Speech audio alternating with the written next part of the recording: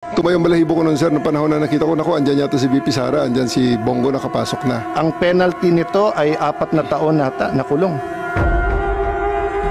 Who gave you the order? I take my orders from the Chief of the Philippine National Police. So, Chief PNP. Ang ano po namin is really to assist ang PCTC po. Kaya nga. Oh, PCTC, did you or did you not give the order to General Marbil? No. No. So, General Marbil, are you lying?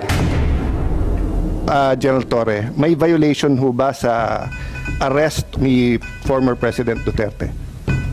No, sir. Any person arrested or detained or shall be allowed visits by or conference with any member of the immediate family or any medical doctor or priest, minister chosen by him. I saw the video, sir. President Duterte was asking for his own doctors.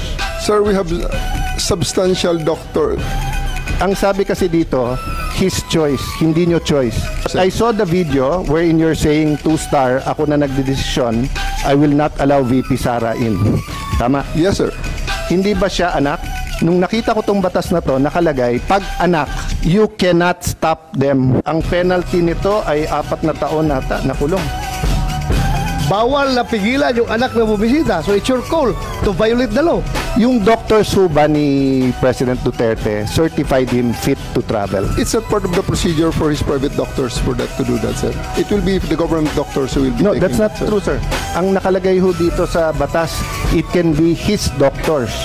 Magiging inutil yung batas if you invite your doctors and then they cannot certify. So, ang mangyayari nun, if they certify hindi pwede, sinertify ng government doctor pwede, korte ang magsasabi at kakasuhan yung doktor na nagkakamali.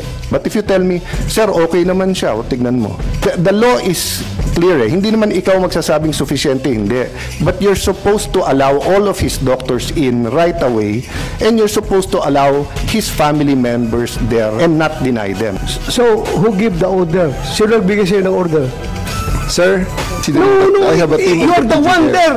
Wala si SOG doon. Ikaw ang nagkarga sa kanya sa aeroplano. Kaya tinatanong kita, who gave you the order? Still, sir, I take my orders from the Chief of the Philippine National Police. So, Chief PNP. It's always the guidance that ang ano po namin is really to assist ang PCTC po. Kaya nga. Oh, PCTC, did you or did you not give the order to General Marbil? No.